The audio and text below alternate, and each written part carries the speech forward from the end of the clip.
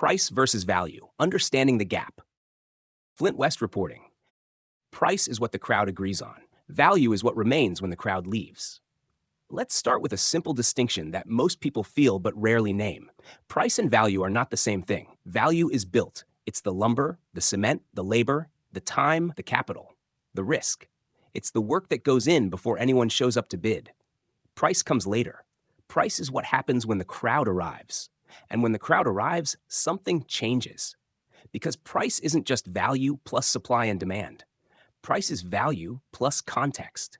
It includes scarcity. It includes sentiment. It includes inflation. It includes regulation, incentives, fear, momentum.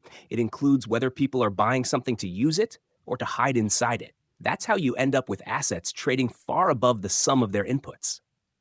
Not because the inputs changed, but because the role of the asset changed. A house stops being shelter and starts being savings. A stock stops being ownership and starts being momentum. Money stops being neutral and starts being something you're trying to escape. That's not irrational. That's adaptive behavior. This content is brought to you by Bobby Giggs. Promote your brand here and reach a wide audience across platforms like YouTube, Instagram, and Facebook. Follow the links in the description to get started. But here's where it matters. If you don't understand the difference between price and value, you end up outsourcing your judgment to the crowd. You assume high price means high worth. You confuse popularity with durability. You mistake agreement for truth. If you do understand the difference, something clicks. You can see when price has drifted far from value. You can tell the difference between paying a premium and overpaying blindly.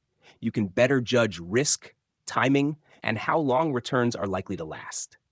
You can see when an asset is being used for utility and when it's being used as a monetary container. This isn't a moral argument about what things should cost. Markets can price things however they want. This is a diagnostic framework. It's about orientation. When you understand that value is what's built and price is what's negotiated, you stop asking, is this expensive? And start asking, expensive relative to what and why?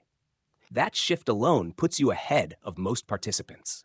Because when the crowd leaves, when sentiment fades, when liquidity tightens, when the story changes, price can move. But value is what remains. And knowing the difference is how you decide whether you're buying something real or just agreeing with everyone else for now. Flint West signing off.